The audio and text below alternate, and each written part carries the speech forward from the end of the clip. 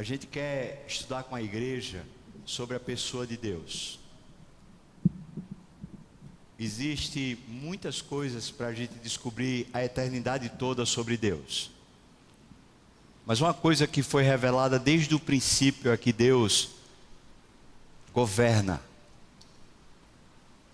É o único governante. E isso tem a ver com a sua glória, tem a ver com a sua pessoa. Ele não abre mão disso. Se ele abrir mão do governo, se ele deixar qualquer outro ser ou criatura governar em detrimento do seu governo, é como se ele deixasse de ser Deus. E nós crentes somos o único povo da terra que tem o privilégio de acreditar nessa mensagem. Mas o que significa acreditar que Deus governa? É isso que a gente quer ver durante o ano. Um ano mergulhado conhecendo a pessoa de Deus e conhecendo os desdobramentos do seu governo. Essa foi a principal teologia ensinada por Jesus Cristo. Ele queria que os seus discípulos soubessem de uma verdade: que o reino desse mundo está subjugado pelo reino de Deus. Que Deus é rei e que não perde a sua majestade. E que conquanto os governos humanos sejam injustos, eles são temporários. E Deus sabe usar até as injustiças humanas, os erros, as imperfeições, os pecados. Ele sabe usar isso para tratar o seu povo, para converter-nos, para nos abençoar e para que a sua glória seja vista na terra, assim como ela é já vista lá nos céus. Essa verdade, quando crida, não só quando sabida, mas quando crida, ela enche o nosso coração de alento, de consolo. Ela muda a maneira da gente perceber o mundo, muda a maneira da gente criticar ou analisar os governos humanos. Ninguém pode dizer que no Brasil os governos que temos tido são bons. Ninguém pode dizer que o presidente atual, a presidente que passou, o outro presidente, e o outro, e o outro, e o outro, e quantos você querer enumerar, de alguma maneira puderam ser a imagem do governo de Deus. Isso causa nós brasileiros um embaraço, um negócio meio estranho. Se a gente fosse analisar o brasileiro sociologicamente sobre esse aspecto, nós seríamos um povo messiânico. Não porque esperamos Jesus Cristo, mas porque esperamos um Messias. O Messias é alguém ungido que vem e redime a qualidade de vida de uma nação.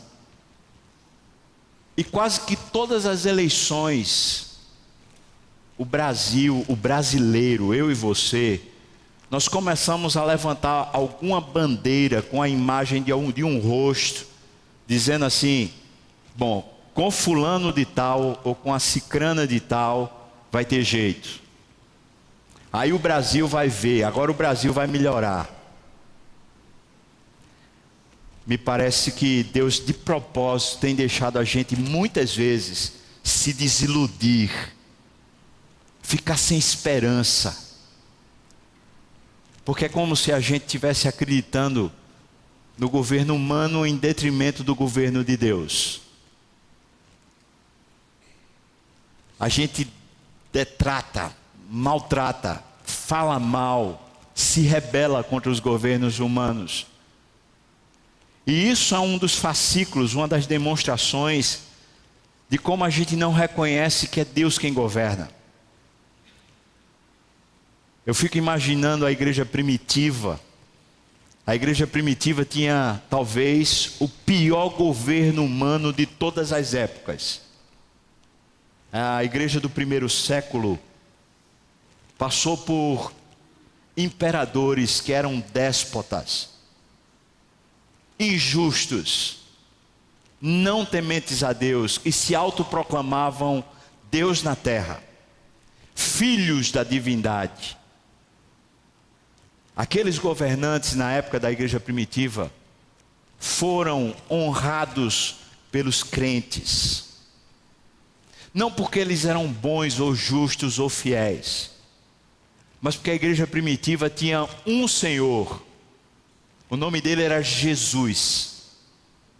E quando eles eram perguntados pelo governo romano, César in Kyrios, ou seja, César é em quem você confia, é o seu governante.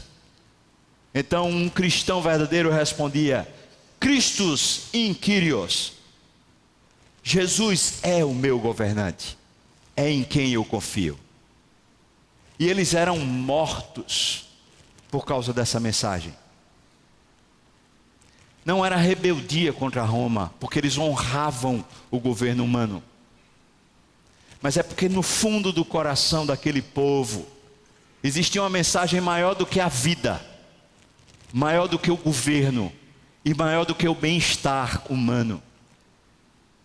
Eles criam que Cristo tinha vindo à terra para morrer pelos pecados deles, e agora eles estavam livres do pecado. Agora eles tinham a vida eterna. Agora eles tinham salvação. Eles estavam livres de viverem buscando os prazeres transitórios dessa terra. Eles tinham um prazer maior, a glória de Deus. Como continuar rebelde depois de você ter Deus como Senhor? Eu queria convidar você a abrir sua Bíblia em Isaías capítulo 40. A minha meditação nessa manhã é percorrendo esse texto. Nós vamos ler o capítulo todo. Esse texto está dividido basicamente em 4 partes. As 4 partes você vai ter na primeira e na última parte, elas se fecham, se complementam. E as 2 partes do meio, elas são um somatório. 2 ideias que precisam ser tratadas no coração do povo de Deus. Essa é a estrutura textual de Isaías 40. Nós vamos ler de forma alternada. Vou pedir a você que leia, mas leia como quem está tentando entender, tentando captar a ideia. Não leia só com a boca, leia com o coração. E vou pedir para você ler com voz alta, para os seus ouvidos ouvirem. Isaías capítulo 40, diz assim: Consolai, consolai o meu povo, diz o vosso Deus.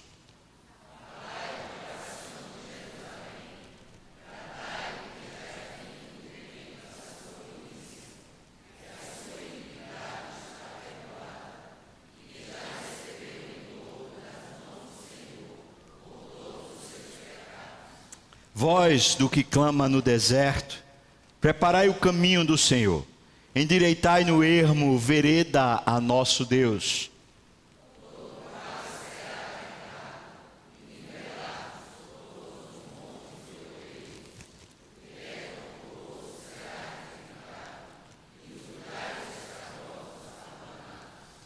A glória do Senhor se manifestará e toda a carne haverá, pois a boca do Senhor o disse.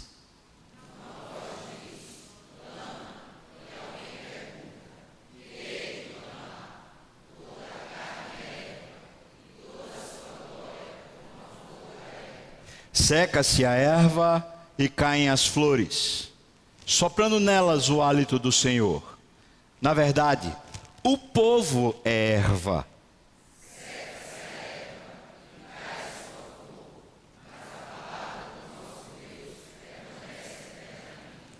Tu, povo de Deus, ó Sião, que anuncia as boas novas, sobe a um monte alto.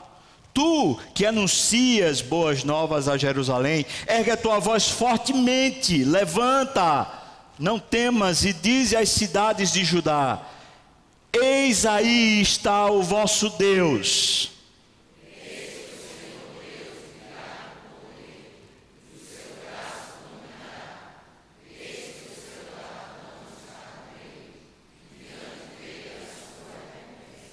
Como pastor apacentará o seu rebanho. Entre os seus braços recolherá os cordeirinhos e os levará no seio. As que amamentam ele guiará mansamente.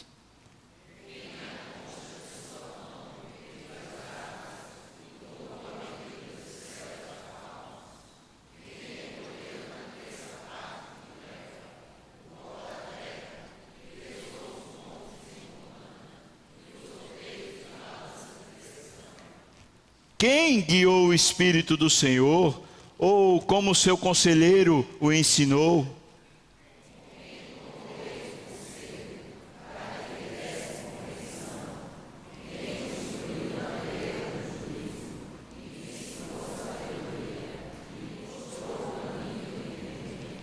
Eis que as nações são consideradas por Deus como um pingo que cai de um balde, ou como um grão de pó na balança. As ilhas são como um pó fino que se levanta.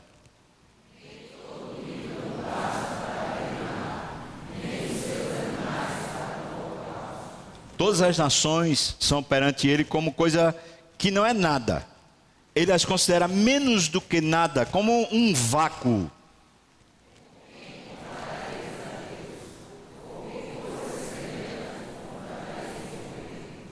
O artífice funde a imagem, e o ourives a cobre de ouro, e cadeias de prata forja para ela.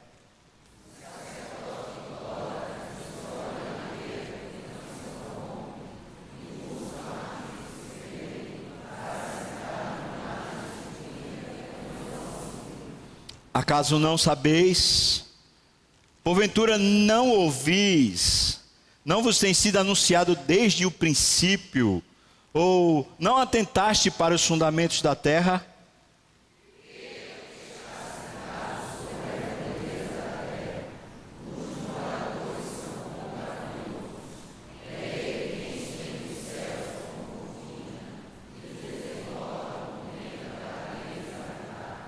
É Ele, Deus, quem reduz a nada os príncipes e torna em nulidade os juízes da terra.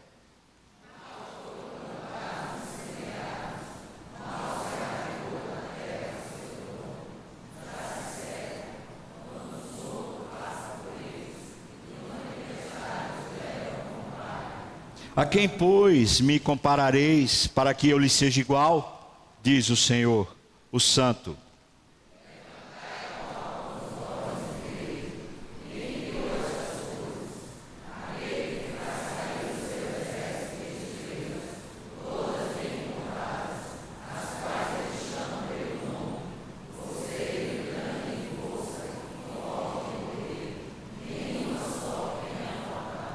Porque, pois, dizes, ó Jacó, ó igreja das graças, e falas, ó Israel, ó povo crente, porque você diz, o meu caminho está encoberto ao Senhor, e o meu direito passa despercebido ao meu Deus.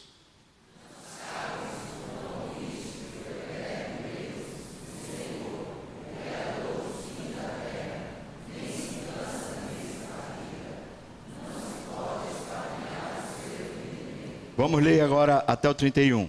Faz forte ao cansado, e multiplica as forças ao que não tem nenhum vigor.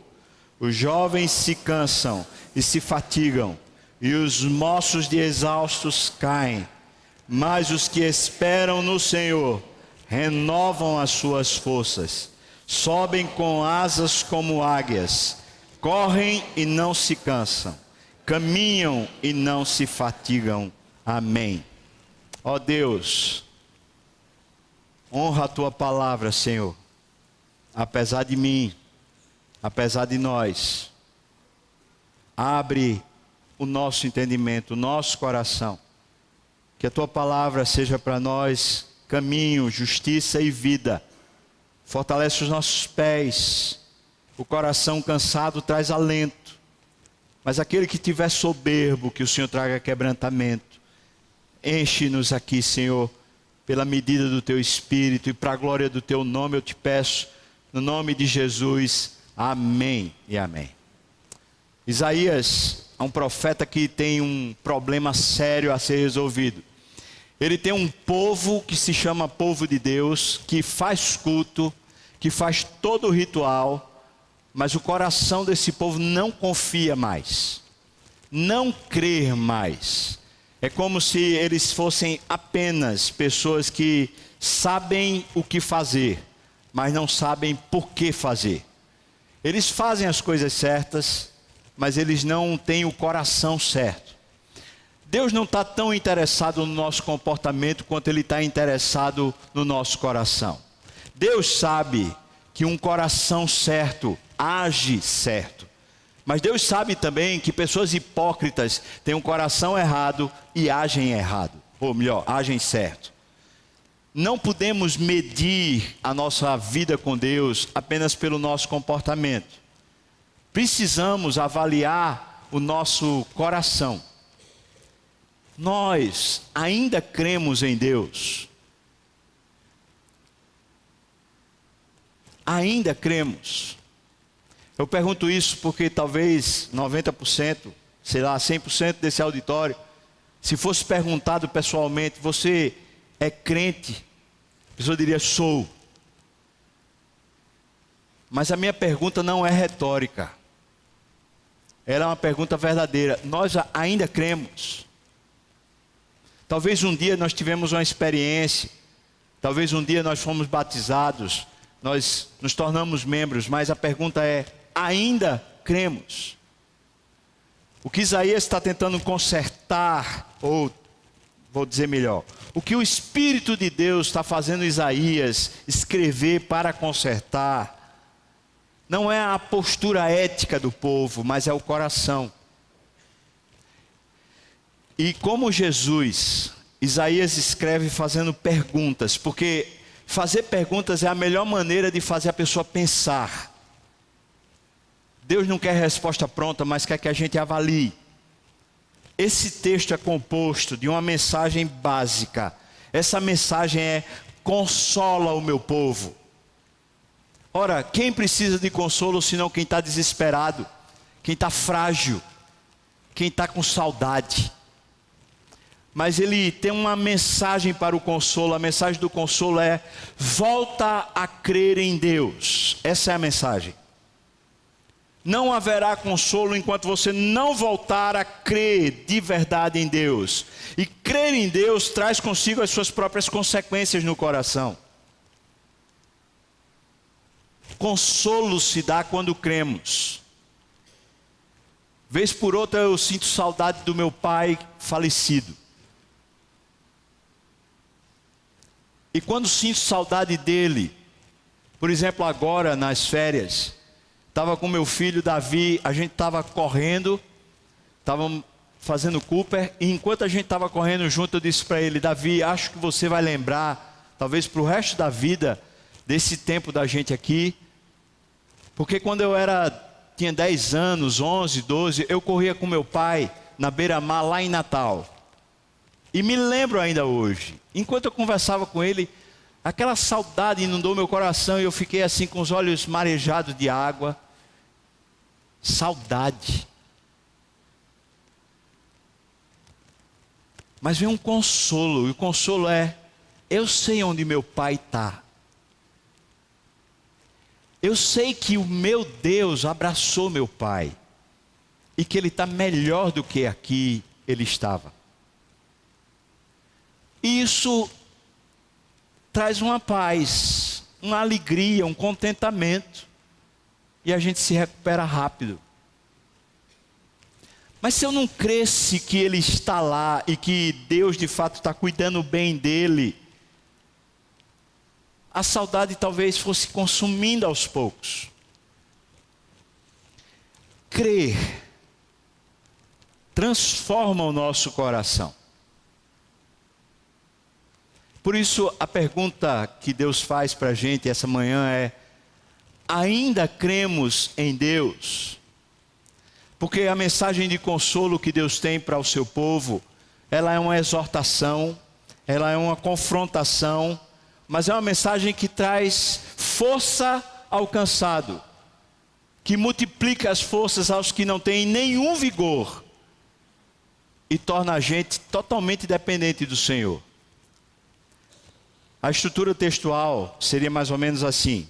Do versículo 1 até o versículo 11 do capítulo 40, as perguntas ou a mensagem que está sendo levantada é: Deus não é temporal, mas nós, seres humanos, somos temporais. Preste atenção, o consolo se dá quando a gente sai, a gente transcende da nossa limitação temporal, daquilo que só o tempo é quem nos anuncia, ou seja, só as notícias, só a época faz a gente ver e visualizar a vida. Quando a gente transcende disso e começa a pensar, existe um ser todo-poderoso que não tem limites e que está regendo uma história que é maior do que a minha história e do que a história temporal. O texto começa fazendo essa afirmação: se eu e você não percebemos que a carne, que o governo humano, que a história humana, que a nossa história é como simplesmente uma flor que nasce, mas depois ela seca, murcha e cai. Se a gente não entende isso, que nós somos constantemente aderidos, limitados pela nossa humanidade, pelas nossas próprias limitações, enquanto Deus transcende tudo isso, não haverá consolo. Oração é a melhor maneira da gente transcender. Quando a gente vai à oração com o coração cheio, sobrecarregado dos nossos, as nossas petições, reclamações, crises, amarguras. Quando a gente vai à oração com o coração sobrecarregado, enquanto a gente não olha de verdade para Deus, ou seja, enquanto a gente só está olhando para os problemas e está falando deles, a gente ainda não transcendeu. E é possível que a gente vá para a oração, mesmo que seja no quarto fechado, e a gente fale sobre os nossos problemas, mas a gente não olhe para Deus. A gente continua olhando apenas para as nossas limitações. Está olhando para os problemas, está olhando para os traumas, está olhando para a dor, e a gente não transcende. Ele começa a mensagem de consolo para Jerusalém falando assim: vocês são o único povo da terra que se sabem temporais, que não se percebem eternos. Vocês sabem que vocês têm limites, mas que vocês têm um Deus ilimitado. Um Deus que transcende toda a história de vocês. Esse é o recurso de vocês, essa é a fé de vocês. Portanto, não se deixem limitar pelo limite de vocês, mas vivam na falta de limites de Deus, na transcendência de Deus. Voltem a crer. Ele começa com a mensagem dizendo: consola o meu povo.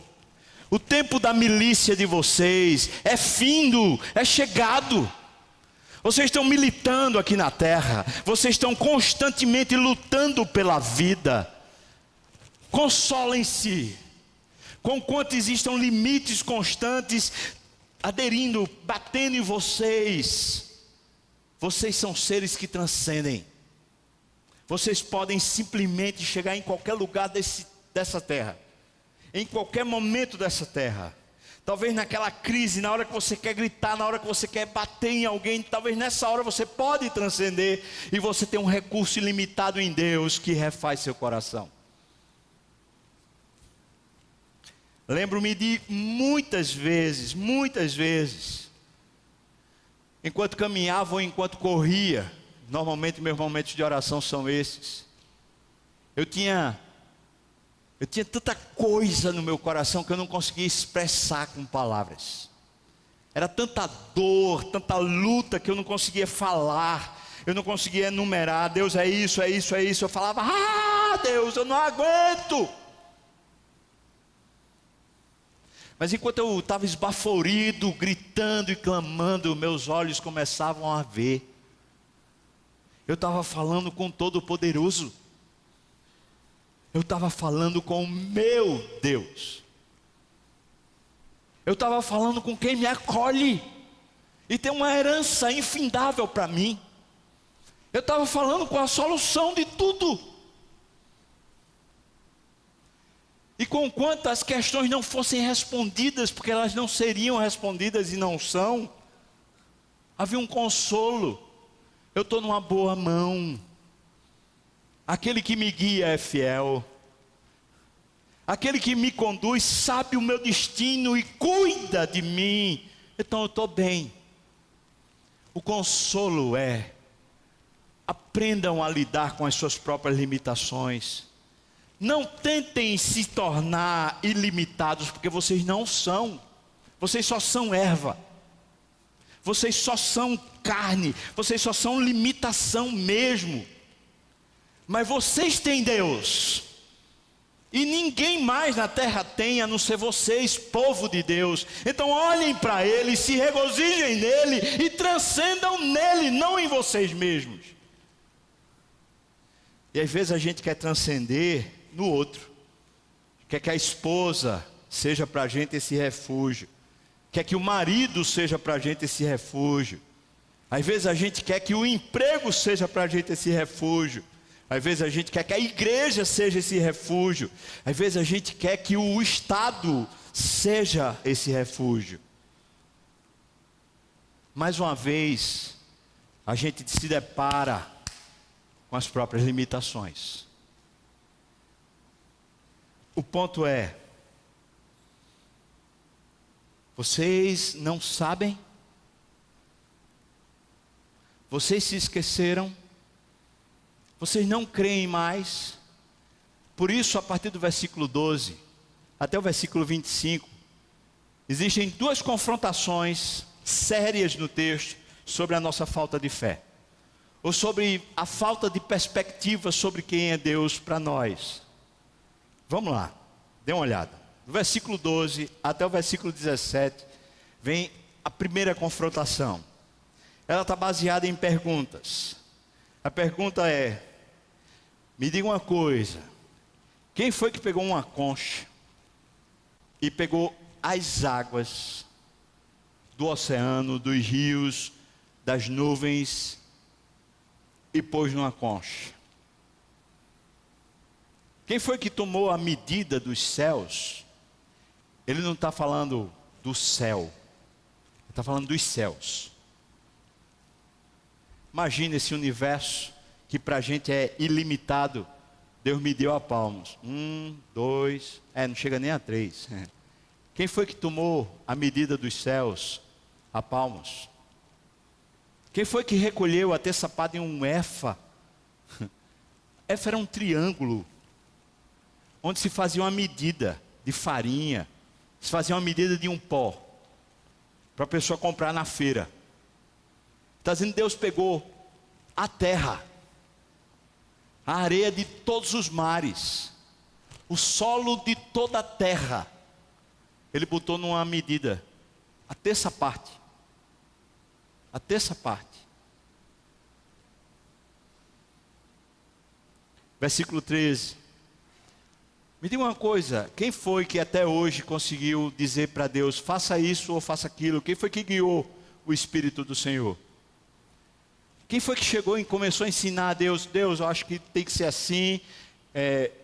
Queria dizer para o Senhor que o Senhor deve estar meio errado. É melhor o Senhor consertar a história, porque a história está mal feita ou mal dita.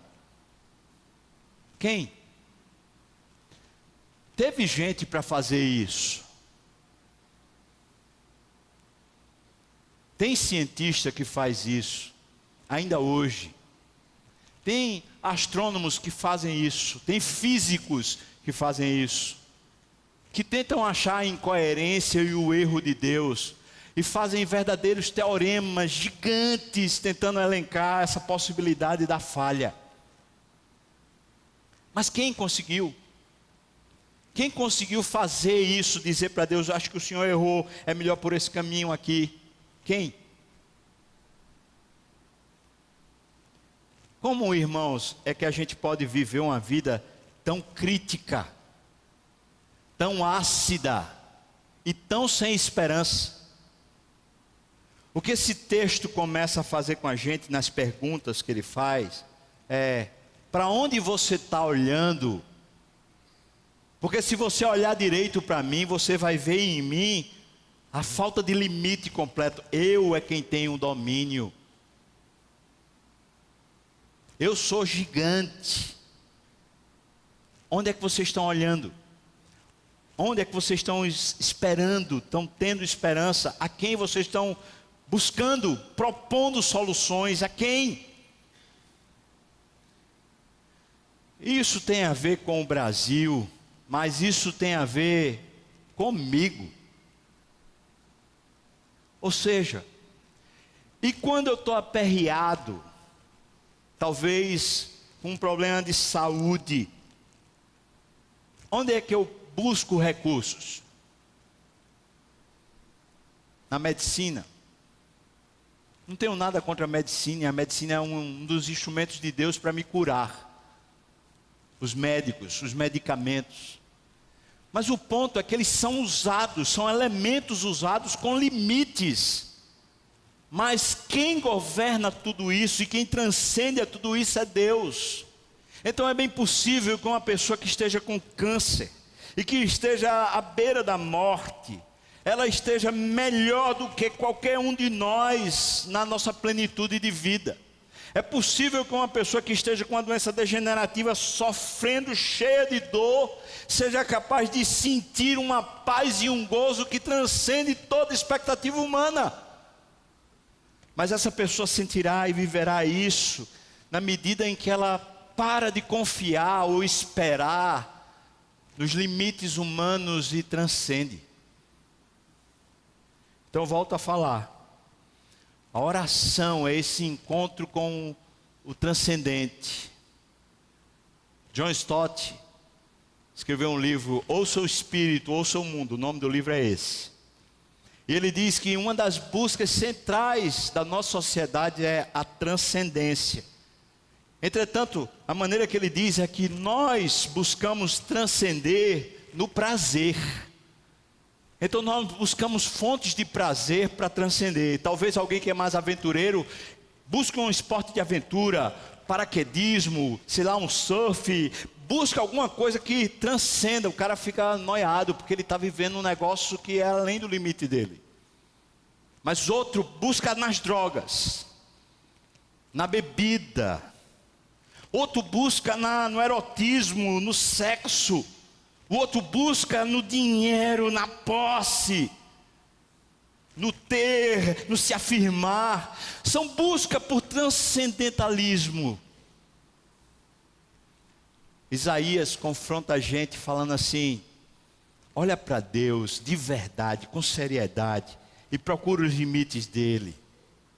Procura os limites dele, onde é que ele está limitado. Agora eu pergunto para você, meu irmão, e eu faço isso com tanto carinho no meu coração. Qual é a causa que você tem que Deus não conhece? Qual é o ponto de tensão na sua história que Deus não queira lhe favorecer? Onde a crise chegou para você, que Deus não seja o governante e queira lhe abençoar por meio dela? Deus ou está na história, ou então não existe para nós Deus.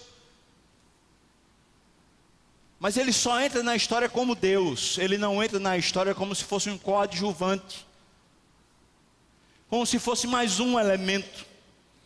Se ele entra na história é porque ele é Deus, e Deus é transcendente, é ilimitado. Segunda parte da confrontação vem aqui do versículo 18 até o versículo 25. Segunda parte vem: com quem comparareis a Deus? Ou que coisa semelhante confrontareis com Ele? Você vai buscar a Deus aonde? O artífice funde uma imagem. Depois, versículo 20, o sacerdote faz um negócio de madeira lá. Versículo 21. Vocês, esquece os outros, é mais ou menos isso. Esquece o que o sacerdote faz, esquece o que os idólatras fazem, que fazem imagem, que fazem escultura, que fazem procissão, que fazem o que for que fazem. Esqueça eles. Agora você, Versículo 21. Acaso você não sabe? Porventura você não ouviu? Não vos tem sido anunciado desde o princípio? Ou não atentaste para os fundamentos da terra? Então o versículo 22 diz: Deus é o que está assentado sobre a redondeza da terra. Eu gosto tanto dessa imagem mental. Eu fico pensando assim, sabe quando a mulher, o homem, sei lá, que ele vai tratar as unhas dos pés, que ele pega e se senta numa cadeira e bota os pés numa bacia de água quente ali, e fica ali marinando o pé, e aquelas unhas cebosas dos homens, fica lá, né, até sair o grude, ficar mais molinha para ser cortada. Veja a sutileza dessa imagem. Deus está sentado sobre essa redondeza. É como se o balde, a bacia onde ele põe os pés, é a terra.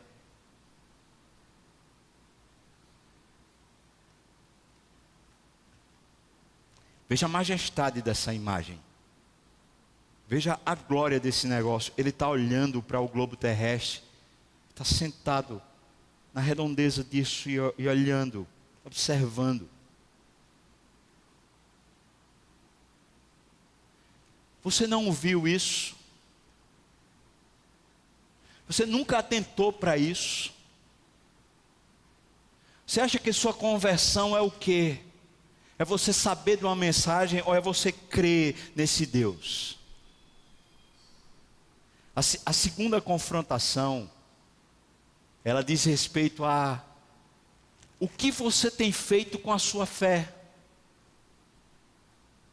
Porque de alguma maneira a gente vai expressar a nossa agonia fazendo imagens ou fazendo estruturas para confiarmos. E é por isso que cada ano de eleição no Brasil, o que é construído pelo marketing não é um projeto de governo, mas é a figura de um Messias. Agora vai, agora é a solução. Por quê? Porque essa imagem que é construída fala com o coração de nós brasileiros como se fosse de fato uma espécie de Deus que vai governar e vai fazer o bem para nós.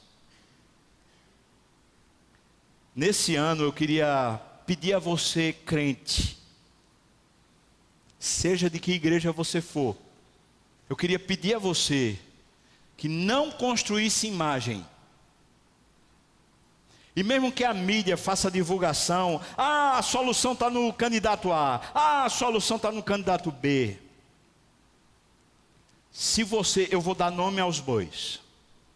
Se você é de Lula, mesmo que Lula não vá ser candidato, sei lá se vai, só Deus sabe. Se você é de Bolsonaro, ou se você é de seja lá quem for, em nome de Jesus, não levanta essa imagem como se fosse salvadora, porque não é.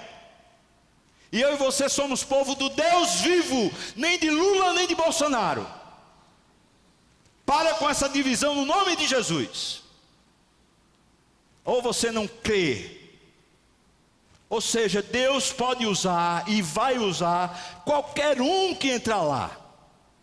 Isso não tira de nós a responsabilidade de votar, portanto, vote segundo a sua consciência. Eu não estou dizendo que você não vote, seja lá em quem for, mas o que eu estou dizendo é: para de criar essa imagem. Porque é eu e você que criamos. E eu vou dizer uma coisa: esses últimos anos têm sido uma vergonha para a igreja evangélica, porque nós estamos divididos por imagens. Porque alguns vão acreditar que existe redenção para a nação em um político. E não há. Isso é uma expressão da nossa idolatria, da nossa vergonha. Mas para além do governo, vem as questões pessoais. Quando uma pessoa é bem criada, teve uma boa família, bem estruturada, é fácil para ela colocar a imagem do pai, da mãe, como sendo esse cinturão de proteção. E isso acompanha a pessoa por todas as fases da vida. Por exemplo, uma mulher que foi bem criada pelo pai e tal, ela casa com o marido, ela nunca aprende a se submeter ao marido conforme as escrituras, porque ela fica constantemente querendo que o marido seja aquela imagem do pai. Ela não aprende a conviver com ele e se submeter a ele pelas escrituras, através do governo de Deus, porque ela continua tendo uma imagem que ela formou no coração. O marido, o homem, talvez na adolescência, viveu na pornografia, e ficou olhando aquelas mulheres esculpidas pelos cirurgiões plásticos, com um corpo, com a medida ou com um jeito, mais de prostituta do que de mulher. E o marido casa e fica esperando que a mulher seja aquilo, e diz: a mulher tem que ser amante, a mulher tem que ser esposa, a mulher tem que ser sua esposa, miserável. E se isso não bastar, é porque você é um idólatra. Ou seja, o que você está querendo é uma imagem.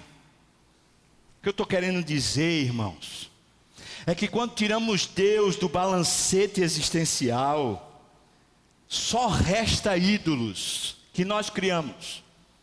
E a confrontação de Isaías é essa: que imagem é que vocês estão criando? Porque na falta de fé, alguma imagem vai tomar a nossa direção. Existe uma imagem hoje social.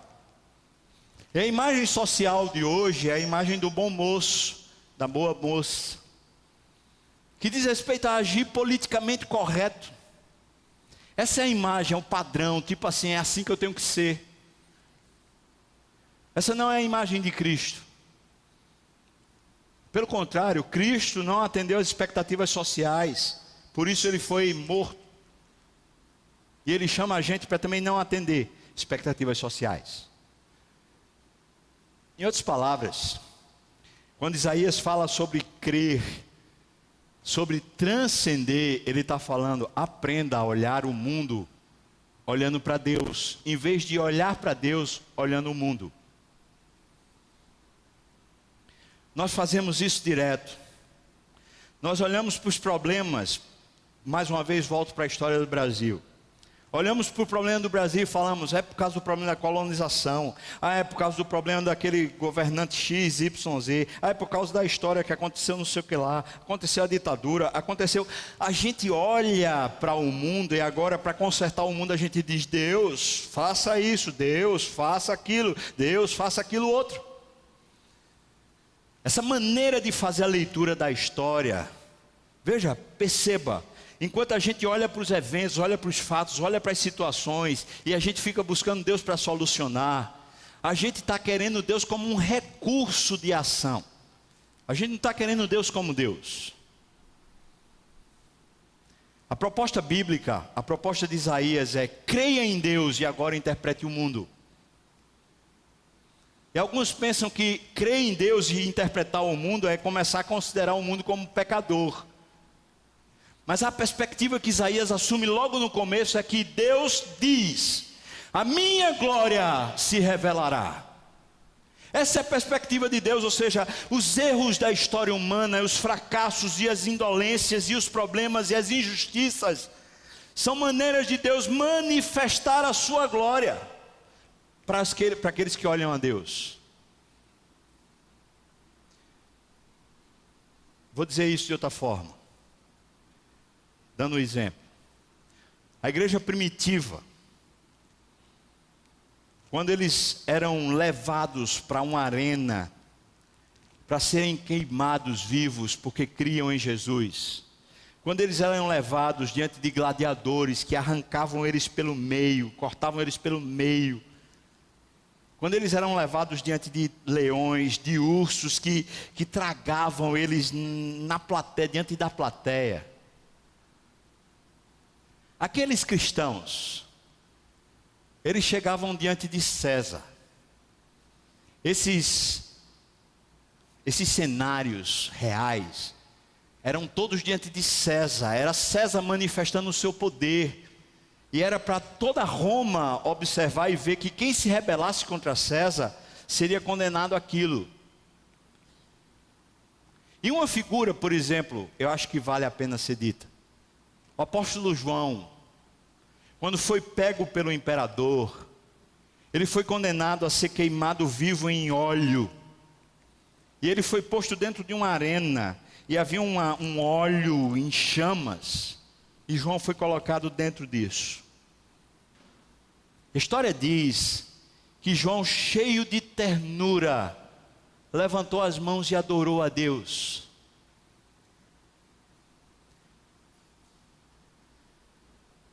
João estava olhando para o céu. João estava olhando para o governo de Deus. Era isso que fazia ele ler a história.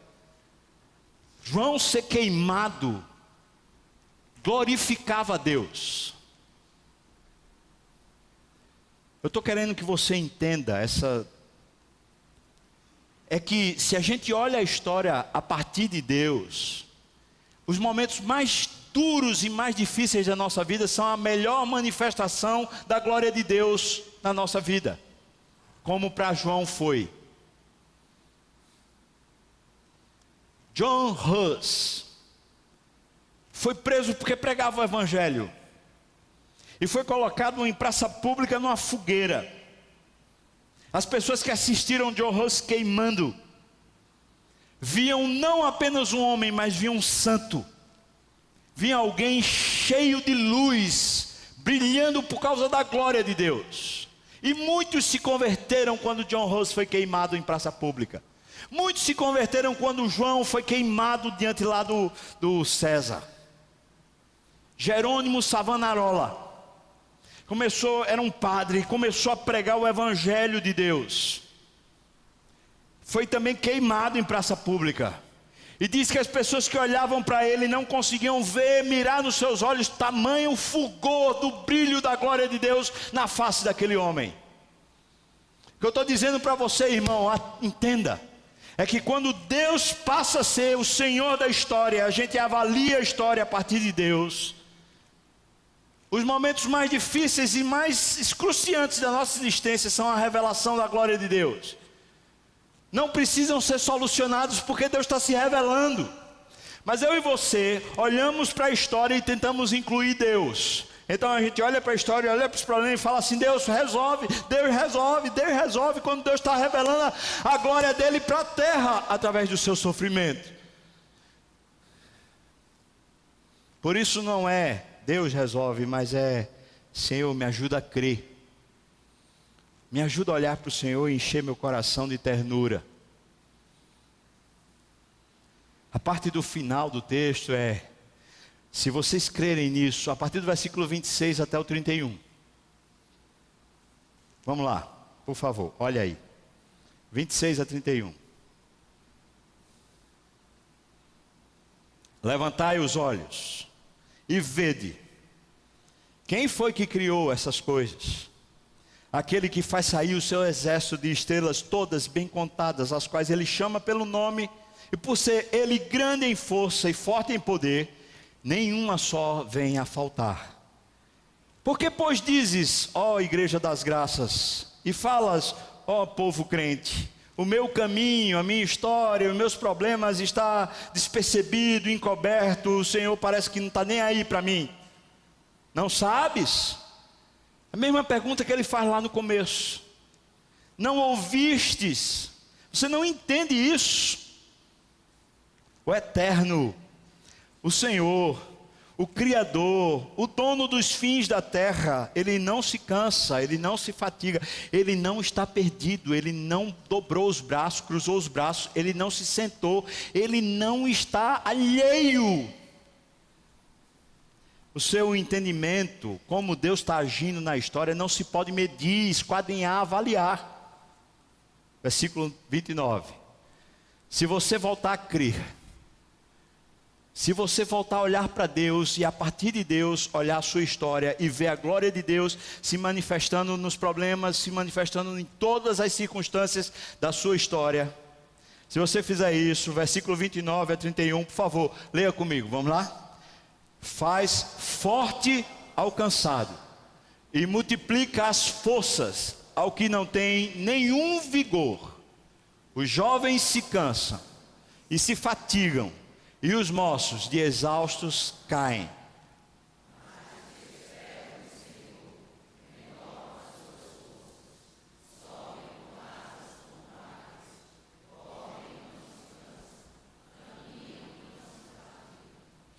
Versículo 31 diz: mas os que esperam no Senhor. Como é que está esse Senhor escrito na sua Bíblia? Está em maiúsculo? Veja a mensagem. Mas os que olham de novo para a história e dizem: tem um Senhor, tem um dono, tem um governante, eles são renovados. Eles são cheios, eles são plenos. Eles andam na história. Mesmo que a história surre eles estão cheios. Eles estão plenos. Não é porque eles têm força da juventude. Não é porque eles são sem experiência.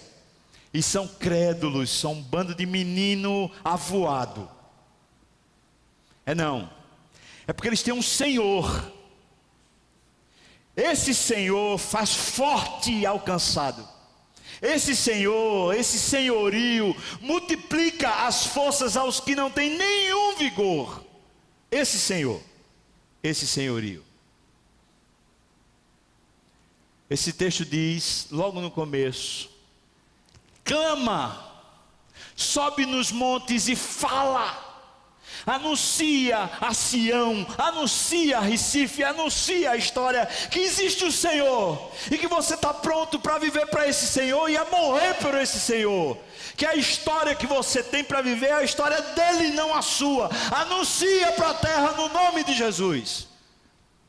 Conta essa história para as pessoas que estão do seu lado, para os seus vizinhos. Conta essa história para as pessoas que estão em crise. Conta que você também passa por crise, mas você tem Deus, e isso é que faz você forte. Conta a história, irmão. No começo ele fala: Deus diz, a glória dele se manifestará. E o povo de Deus é o povo que crê no que Deus fala. Se você subir nas cidades de Recife, ou nas ruas de Recife, se você subir nos prédios, se você for até o desavisado e anunciar a ele, o Senhor manifestará a sua glória, porque a boca do Senhor o disse. Atenção, povo de Deus. Parte de não falarmos para ninguém sobre Cristo é porque não cremos mais. Porque se crêssemos, não só o nosso coração estaria em paz, como também estaríamos pregando ao mundo que Jesus Cristo é o Senhor, para a glória de Deus Pai. Sintetizar, finalizar, se o pessoal do louvor quiser vir, pode já vir. 3 coisas que eu quero sintetizar aqui. Pode vir o pessoal do louvor. 3 coisas. Primeiro, pergunta de Isaías é: você ainda crê em Deus? Segunda coisa que Isaías diz: se você crê, você precisa transcender. Isso significa orar. Mas não orar só falando dos seus problemas, mas orar até você olhar para Deus e ver Deus como Senhor da sua história. Ainda nessa segunda coisa, se você crê, você precisa parar de fazer imagens, soluções, coisas que você cria para tentar solucionar a sua vida. Você precisa parar de criar imagens. Porque se você crê, isso tem uma direção no seu coração, isso refaz seu coração. E a terceira coisa, consola o povo de Deus. Isso não é para pastor, isso é para o próprio povo. Aprenda a consolar seu coração e aprenda a consolar Recife. Recife, próximo sábado, vai estar aqui cheio de blocos nessa rua, e esse povo vai estar nesses blocos num desespero, buscando transcender, buscando ter alegria, porque eles estão perdidos e mortos nos seus próprios pecados.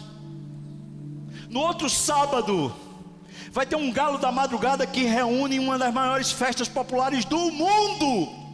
E esse povo vai estar lá na rua porque eles estão buscando transcender, porque eles não sabem quem é o Senhor da história. Terceira coisa que Isaías diz é: aprenda a consolar. Mas você só se consola quando crê, e você só consola os outros quando você crê. Anuncia que a glória do Senhor vem, anuncia que o Senhor é dono da história. Sai do banco e participa, no nome de Jesus. Amém? Você topa, irmão? A gente vai cantar, e depois de cantar eu vou orar. Queria que enquanto você estivesse cantando, você estivesse, se Deus quiser, repensando. Eu creio. Se eu creio, eu tenho orado. Se eu creio, eu tenho destituído os ídolos. Eu preciso consolar meu coração. De fato, eu preciso pregar isso aos perdidos.